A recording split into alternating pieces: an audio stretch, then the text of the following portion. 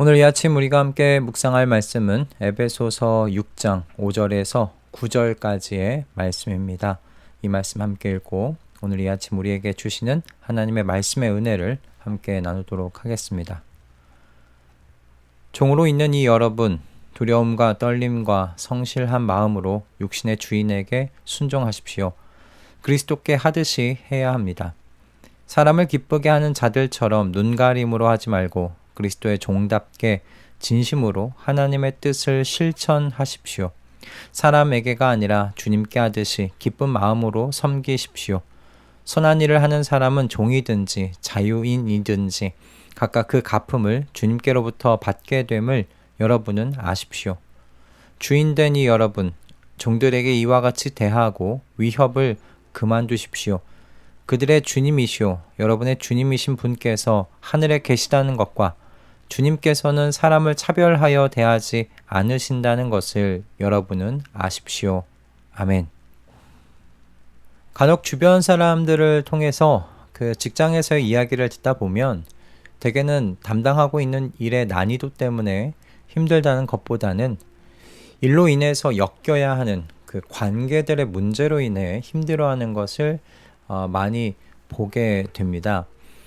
까다롭기도 하고 왜 그 자리에 있는지 잘 모르겠다고 여겨지는 그런 상사의 이야기, 협력하지 않는 동료와 자꾸 같은 실수를 반복하는 그런 부하 직원들의 이야기들은 일의 난이도가 아니라 회사 안에서의 관계에 해당하는 것들 아닌가 생각이 듭니다. 이런 일들에 대한 이야기를 많이 듣고는 해요. 제가 이렇게 세상 속 특별히 그 직장 안에서의 이야기를 꺼내놓는 것은 성령 충만의 삶이 우리 삶의 어디까지를 포함하고 있는지를 나누고 싶기 때문입니다. 오늘 본문에 쓰여진 내용은 로마 시대 당시의 종과 주인과의 그 관계에 대한 이야기인데요. 또한 사도가 종과 주인의 관계를 다루고 있는 이 이유가 성령 충만이 단순히 개인적인 경험이나 교회 안에서만의 일이 아니라 가족과 모든 사회적 관계를 변화시키는 그 복음의 능력으로서 성령 충만을 제시하고 싶기 때문이 아니었나 생각이 듭니다. 그런 의미에서 성령 충만은 우리의 삶의 어디까지를 포함하나 사회적인 관계까지 포함한다라고 생각해 볼 수 있을 것 같습니다. 우리가 오늘 살펴볼 에베소서 6장 5절에서 9절 말씀은 사도 바울이 에베소서 5장 18절에서 그 성령의 충만함을 받으라는 그 명령 이후에 나오고 있는 구체적인 사례들의 그 마지막 부분에 해당합니다. 교회 공동체와 개인의 예배, 가정에서의 모든 관계, 그리고 이제 마지막으로 종과 주인의 관계로서 이 사회적인 관계를 살펴볼 차례입니다. 사회적 관계는 이런 의미에서 성령 충만의 마지막 퍼즐이라고 이야기할 수 있을 것 같아요. 성령 충만의 삶, 구체적이고 실제적인 사례의 마지막 그 부분입니다. 우리는 사도 바울이 말하는 이 종과 주인의 관계를 살펴보면서 세상 속에서 진정한 그리스도인으로서의 정체성을 잘 나타내며 나는 살아가고 있는지 또한 돌아보시는 아침이 되었으면 좋겠습니다. 저는 오늘 이 본문 말씀을 통해서요, 그 성령 충만이 가져오는 그 관계의 변혁에 대하여 이야기하고 싶은데, 그러기 위해서 먼저 이 본문이 어떻게 연결되어 있는지를 잠시 설명드려야 할 것 같습니다. 앞에서 계속 반복적으로 말씀드렸듯이 이 말씀은요, 에베소서 5장 18절 성령으로 충만함을 받으라에 연결되어 있어요. 어떻게 연결되어 있는지를 알 수 있는가? 이 말씀 뒤에 5장 18절 말씀 뒤에 나오는 모든 명령들이 헬라어 원문을 보면 분사형으로 연결되어 있습니다. 이것이 의미하는 바가 무엇이냐면 문법적으로요, 이어지는 모든 내용들이 성령 충만의 결과라는 것이에요. 앞에서 다룬 모든 관계뿐만 아니라 그러므로 종과 주인의 관계도 성령 충만의 열매 속에서 다루어져야 한다는 겁니다.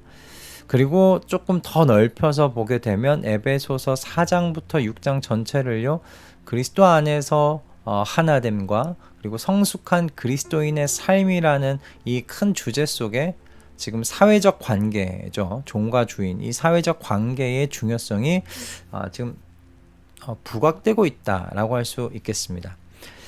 그래서 이 가운데 이 복음의 능력이라는 것이 무엇인가, 성령 충만으로 인하여 나타나는 이 복음의 능력이 그래 뭔가, 제가 앞에서 말씀드렸듯이 관계의 변혁이다라는 겁니다. 관계의 변혁이야말로 그리스도의 사랑과 통치를 보여주는 강력한 증거라는 거죠. 사람들은 우리가 교회에서 어떻게 예배드리는지 사실 그닥 관심이 없습니다. 그렇게 주목하지도 않습니다. 사람들이 주목하는 것은 무엇이냐면 직장에서 어떻게 일하는지이죠. 가정에서 어떻게 살아가는지이죠.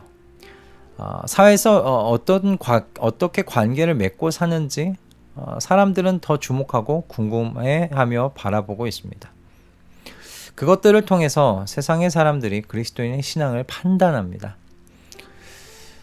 그러므로 여기서 우리가 주목해야 할 점은요, 이 변혁의 방향성입니다. 사도 바울이 당시 로마의 이 노예 제도를 직접적으로 폐지하고자 하는 어떤 운동을 일으키지 않았습니다. 대신에 바울이 지금 접근하고 있는 것이 무엇입니까? 이 구조 안에, 이 제도 안에 있는 사람 간의 관계 속에서 어떤 근본적인 변화를 만들어내려고 하고 있다는 거죠. 저는 이 점이 매우 중요하다고 생각을 했습니다. 여러분, 복음의 능력은요, 뭔가 불의한 제도를 단번에 뒤엎어버리는 것이 아닙니다. 어떤 사회적인 큰 변혁을 이루어내는 것이 아닙니다. 그보다는 먼저 그 안에서 관계를요, 사람 사이의 그 관계를 혁명적으로 변화시켜서 점진적으로 세상을 변화시켜가는 것이 저는 복음의 어떤 능력의 방향성이라고 생각이 듭니다.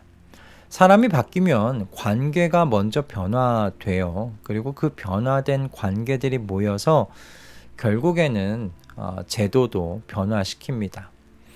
그래서 제도의 문제 이전에 저는 사람이 문제가 아닌가 생각해요. 때문에 성령으로 충만할 때 사람은 어떤 환경, 어떤 제도 안에서도요, 하나님의 뜻을 따를 수 있어요. 그럼 이렇게 성령으로 충만한 사람들이 만들고 보여주는 사회적 관계의 그럼 실제적인 모습이 무엇인가? 이제 사도가 언급하고 있는 것이 종이 주인에 대한 태도입니다. 이 시대에 적용해서 말한다면 직원의 어떤 성령 충만한 태도라고 할 수 있겠죠. 6장 5절 말씀입니다. 종으로 있는 이 여러분, 두려움과 떨림과 성실한 마음으로 육신의 주인에게 순종하십시오. 그리스도께 하듯이 해야 합니다. 그리고 이어진 6절에서도 사람을 기쁘게 하는 자들처럼 눈가림으로 하지 말고 그리스도의 종답게 진심으로 하나님의 뜻을 실천하십시오. 라고 되어 있습니다. 사도는 종의 주인을 향한 태도를 말할 때요, 하나님을 의식하며 진지하고 성실하게 일하라 라고 말합니다. 사람의 눈을 의식해서 보일 때만 열심히 하는 것이 아니라 이를 통해서 궁극적으로 그리스도를 섬긴다는 그 거룩한 동기를 가지라는 거죠. 저는 좋은 예가 보디발의 집에 노예로 팔려간 요셉이 아닐까 생각합니다. 이와 같은 사도의 말은요, 오늘날 회사에서 일하는 대다수의 그리스도인들에게 적용될 수 있는 이야기라고 생각합니다. 직장에서 성실함과 정직함 그리고 책임감을 가지고 일하는 것은 물론이고 불평과 게으름을 내려놓고 맡은 일에 최선을 다하는 태도를 견지해야 한다는 겁니다. 누가 보든 안 보든 상관없이 말입니다. 이유는 한 가지입니다. 그렇게 해야 하기 때문이 아니라 성도의 직장 안에서의 바로 그 일이 하나님을 영화롭게 해드리는 일이 되기 때문입니다. 여러분, 사도는 분명하게 말합니다. 종들의 진짜 상사이신 하나님께서요, 각각에게 맞도록 그 일들, 열심히 한 그 일에 갚아주신다고 말씀하십니다. 하나님께서 진짜 상사시라는 거예요. 그러니 직장 안에서의 그 일로 하나님을 영화롭게 해드리는 우리 말씀 동행 모든 식구분들 다 되실 수 있기를 바랍니다. 그런데 이와 같은 원리가 또한 상사나 리더에게도 마찬가지로 적용됩니다. 성령 충만할 때 부하 직원들과 어떤 관계를 형성하게 되는가, 그것이 9절의 말씀입니다. 주인되니 여러분, 종들에게 이와 같이 대하고 위협을 그만두십시오. 그들의 주님이시요 여러분의 주님이신 분께서 하늘에 계신다는 것과 주님께서는 사람을 차별하여 대하지 않으신다는 것을 여러분은 아십시오. 상사나 리더가 성령으로 충만하다는 것이 어떻게 이렇게 드러나는가? 그에게 있는 권력을 남용하지 않는 것으로 드러난답니다. 오히려 자신 위에 진정한 주인이 있다는 것을 인정하는 것에서 드러나고요. 그래서 겸손하고 공정하게 리더십을 행사하는 것으로부터 성령 충만이 드러난답니다. 그리고 사도 바울이 이야기하는 것은 이것이 바로 관계 변혁의 핵심이라는 거예요. 서로 다른 사회적 지위에도 불구하고 우리 모두가 하나님 앞에서 동등한 존재라는 것. 그래서 권위는 섬김을 위한 것이고 순종은 그리스도를 위한 것이라는 것. 이것이 지금 사도 바울이 말하고 있는 바입니다. 여러분 한번 생각해 보십시오. 직장에서 이런 관계가 이루어진다면 어떨 것 같으신가요? 직원은 모든 일을 주님께 하듯 성실히 하고 상사는 하늘의 상전을 의식하며 사랑으로 부하 직원들을 이끌어간다. 여러분 이런 직장 여러분 어떻게 생각하십니까? 저는 여러분의 사회 속에서의 관계가 이와 같기를 소원합니다. 여러분이 계신 그 팀, 그 직장의 그 환경이 이와 같이 되기를 소원합니다. 사회 속의 관계 안에서 성령 충만의 증거가 나타나기를 기도합니다. 이렇게 복음의 능력이 성도들의 사회적 관계를 통해서 증명되는 우리 교회 공동체가 많아지기를 소원합니다. 그래서 세상 사람들이 저런 직장인은 처음 본다고, 저런 상사 밑에서 일해보고 싶다고 수군거리는 날이 다가오기를 기도해 봅니다. 그러기 위해서 성령 충만을 위하여 지속적으로 기도하며 매일같이 순종하는 삶을 이어가 보십시다. 직장에서 성령 충만으로 일하고 섬길 수 있도록 도와달라고 기도하며 아침을 시작하십시다. 그래서 교회와 가정에서 뿐만 아니라 직장에서도 사회 속에서도 그리스도인으로서의 향기를 내며 살아가는 우리 모든 말씀 동행 식구들 다 되실 수 있기를 주님의 이름으로 축복합니다. 기도하겠습니다. 주님, 오늘 이 말씀을 통해 성령 충만의 마지막 그 퍼즐이 사회적 관계까지 이른다는 것을 깨닫게 해주셔서 감사합니다. 성령 충만은 이처럼 우리를 둘러싼 모든 관계를 변화시키는 능력이라는 사실, 주님 다시금 생각해 볼 수 있도록 도와주셔서 감사합니다. 주님 오늘 깨닫게 해주신 대로 이제 우리 각자의 자리에서 죽게 하듯 살아가게 하시고 복음의 능력을 증명하는 삶 살아가게 하여 주시옵소서.